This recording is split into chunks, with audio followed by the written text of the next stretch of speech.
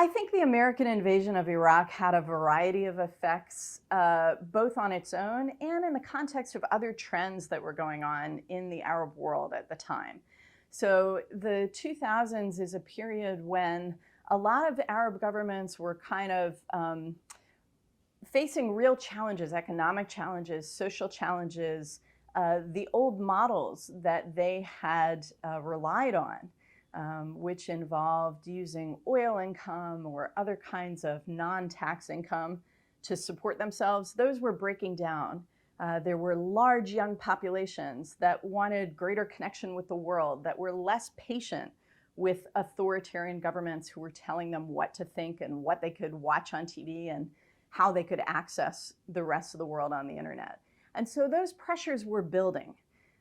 In a way, I think the American invasion of Iraq introduced two new elements. Number one, it toppled a dictator, a horrifically brutal dictator, and demonstrated that the survival of these regimes was not inevitable, and that Iraqis then had an opportunity to try for a different kind of government. But at the same time, the American invasion of Iraq opened up a very nasty sectarian conflict inside Iraq.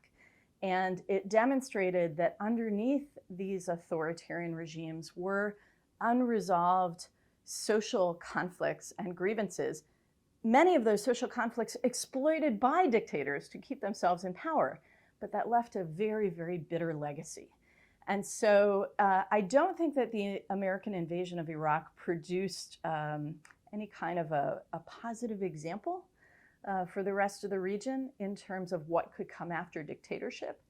But it certainly did shake up the region. It shook up a lot of governments in the region.